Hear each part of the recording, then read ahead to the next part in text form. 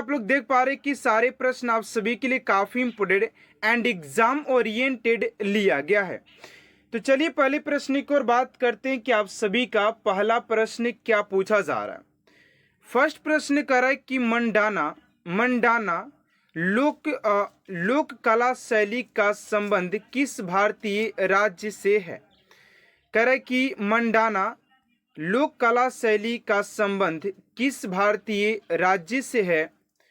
Option number A में है Rajasthan, B में गुजरात, सी में महाराष्ट्र और डी में है बिहार। तो इस क्वेश्चन का राइट आंसर हो जाएगा आप सभी का ऑप्शन नंबर ए, यानी कि राजस्थान आप सभी का राइट आंसर हो जाएगा, राजस्थान। चलिए अगले प्रश्न की ओर बात करते हैं आप सभी का। अगला प्रश्न यहाँ पर पूछा जा रहा है सेकेंड नंबर कि भोगाली बिहू किस राज्य का प्रमुख त्योहार है। भोगाली बिहू किस राज्य का प्रमुख त्योहार है। ऑप्शन नंबर ए में असम, बी में ओडिशा, सी में बिहार और डी में असम। तो इस क्वेश्चन का राइट आंसर हो जाएगा आप सभी का ऑप्शन नंबर ए, यानी कि असम आप सभी का राइट आंसर हो जाएगा। देखिए यहाँ पर एक और सा ट्रिक है कि आप सभी के जो भी कोई भी ऐसा त्योहार हो जहां पर बिहू लगा हो, वो सारे त्योहार आप सभी के असम से ही संबंधित हो जाएगा। तो इस ट्रिक को आप सभी को याद रखना है, ठीक है ना। चलिए अगले प्रश्न की ओर बात करते हैं स्टूडेंट। आप सभी का अगला प्रश्न पूछा जा रहा है। थर्ड नंबर प्रश्न कह रहा है कि मौर्य काल में शिक्षा का सर्वाधिक प्रसिद्ध केंद्र था। कह रहा है कि मौर्य काल में शिक्षा का सर्वाधिक प्रसिद्ध केंद्र कौन था। ऑप्शन नंबर ए में वैशाली, बी में नालंदा, सी में तक्षशिला और डी में उज्जैन। तो इस क्वेश्चन का राइट आंसर हो जाएगा आप सभी का ऑप्शन नंबर सी, तक्षशिला आप सभी का राइट आंसर हो जाएगा।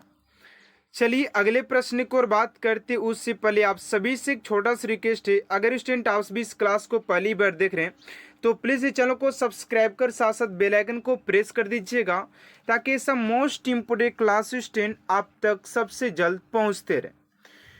चलिए फोन नंबर प्रश्न की बात करते। फोन नंबर प्रश्न आप सभी से पूछा जा रहा है कि पुष्यमित्र शुंग मौर्य सम्राट बृहद्रथ की राजकीय सेना में किस पद पर आसीन था।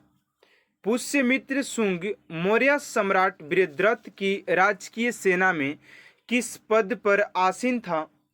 तो 4 का राइट आंसर हो जाएगा आप सभी का ऑप्शन नंबर ए, यानी कि सेनापति आप सभी का राइट आंसर हो जाएगा। चलिए अगले प्रश्न की ओर बात करते हैं आप सभी का। 5 नंबर प्रश्न पूछा जा रहा है कि सातवाहनों ने पहले स्थानीय अधिकारियों के रूप में काम किया था। सातवाहनों ने पहले स्थानीय अधिकारियों के रूप में काम किया था। नंदी के अधीन, मौर्यों के अधीन, चोलों के अधीन या चेरों के अधीन। तो 5 का जो राइट आंसर हो जाएगा आप सभी का ऑप्शन नंबर बी, यानी कि मौर्यों के अधीन काम किया था। तो ऑप्शन नंबर बी आप सभी का राइट आंसर हो जाएगा। चलिए अगले प्रश्न की ओर बात करते हैं आप सभी का। 6 नंबर प्रश्न यहाँ पर पूछा जा रहा है कि नगरों का क्रमिक पतन किस काल की करे कि नगरों का क्रमिक पतन किस काल की एक महत्वपूर्ण विशेषता थी। तो 6 का जो राइट आंसर हो जाएगा आप सभी का ऑप्शन नंबर ए, यानी कि गुप्त काल। ऑप्शन नंबर ए आप सभी का राइट आंसर हो जाएगा। चलिए अगले प्रश्न की ओर बात करते हैं आप सभी का। 7 नंबर प्रश्न यहाँ पर पूछा जा रहा है कि कौन सा राजवंश हूणों के आक्रमण से अत्यंत विचलित हुआ था। कौन सा राजवंश हूणों के आक्रमण से अत्यंत विचलित हुआ था। तो 7 का जो राइट आंसर हो जाएगा आप सभी का ऑप्शन नंबर सी, यानी कि गुप्त हो जाएगा। ऑप्शन नंबर सी आप सभी का राइट आंसर हो जाएगा। चलिए नेक्स्ट प्रश्न की ओर बात करते हैं स्टूडेंट। आप सभी का अगला प्रश्न क्या पूछा जा रहा है, ध्यान दीजिएगा। 8 नंबर प्रश्न की हड़प्पा सभ्यता के अंतर्गत हल से जोते गए खेत का साक्ष्य कहाँ से मिला है। हड़प्पा सभ्यता के अंतर्गत हल से जोते हुए खेत का साक्ष्य कहाँ से मिला है। तो 8 का जो राइट आंसर हो जाएगा आप सभी का ऑप्शन नंबर सी, यानी कि कालीबंगा से प्राप्त हुआ है। ऑप्शन नंबर सी आप सभी का राइट आंसर हो जाएगा। चलिए अगले प्रश्न की ओर बात करते हैं। 9 नंबर प्रश्न है कि सिंधु सभ्यता में बृहत स्नानागार पाया गया है।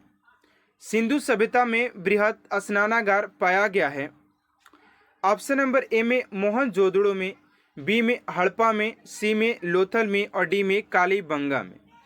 तो 9 का जो राइट आंसर हो जाएगा आप सभी का ऑप्शन नंबर ए यानी कि मोहनजोदड़ो में पाया गया था। ऑप्शन नंबर ए आप सभी का राइट आंसर हो जाएगा मोहनजोदड़ो। चलिए अगले प्रश्न की ओर बात करते हैं स्टूडेंट। आप सभी का 10 नंबर प्रश्न पूछा जा रहा है कि गौतम बुद्ध द्वारा भिक्षुणी संघ की स्थापना कहाँ की गई थी।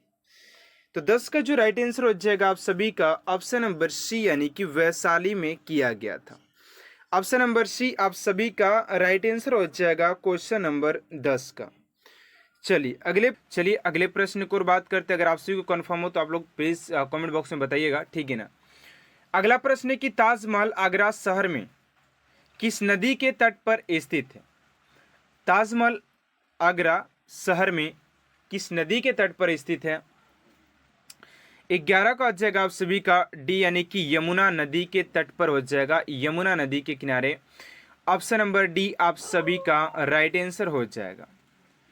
चलिए अगले प्रश्न की ओर बात करते हैं। आप सभी का 12 नंबर प्रश्न है कि किसी देश के भीतर उत्पादित सभी अंतिम वस्तुओं और सेवाओं के मूल्य को क्या कहा जाता है। किसी देश के भीतर उत्पादित सभी अंतिम वस्तुओं और सेवाओं के मूल्य को क्या कहा जाता है। तो 12 का हो जाएगा आप सभी का GDP. Option number A GDP कहा जाता है, जीडीपी। चलिए अगले प्रश्न की ओर बात कर लेते हैं। आप सभी का अगला प्रश्न पूछा जा रहा है 13 नंबर प्रश्न कर रहे हैं कि सिंधु नदी सभ्यता सिंधु नदी के अनुसार भारत सिंधु नदी प्रमाणित का कितना पानी इस्तेमाल कर सकता है। तो 13 का जाएगा आप सभी का बी यानी कि 20% हो जाएगा। अगला प्रश्न है कि निम्नलिखित में से कौन सी नृत्य शैली शास्त्रीय नृत्य शैली नहीं है। निम्नलिखित में से कौन सी नृत्य शैली शास्त्रीय नृत्य शैली नहीं है।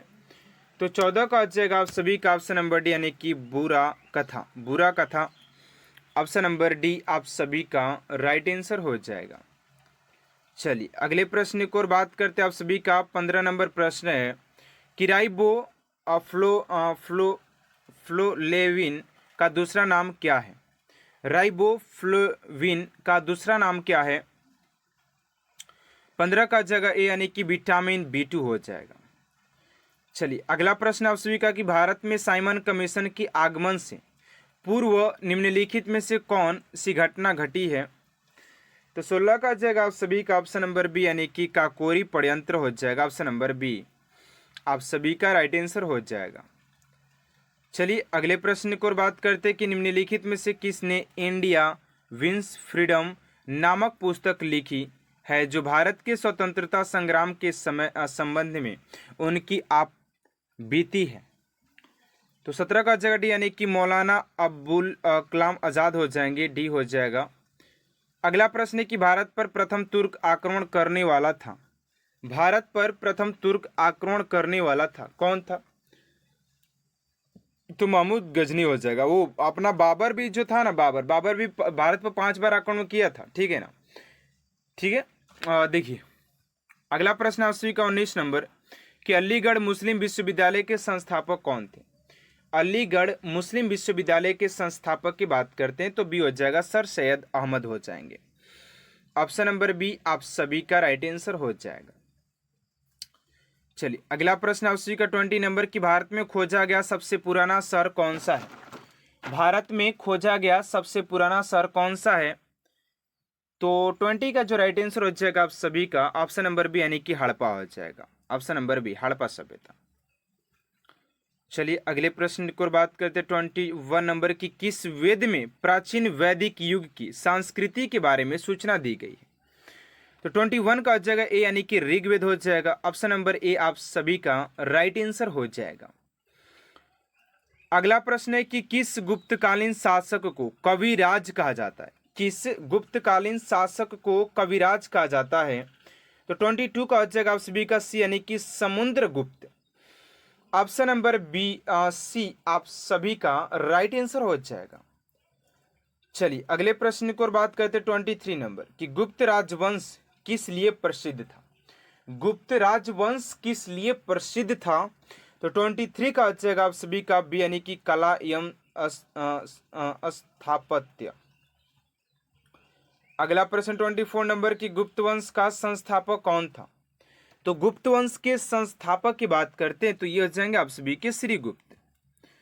चलिए अगला प्रश्न की ओर बात करते हैं, प्राचीन भारत में निम्नलिखित में से कौन सी एक लिपि दाएं ओर से बाईं ओर लिखी जाती है?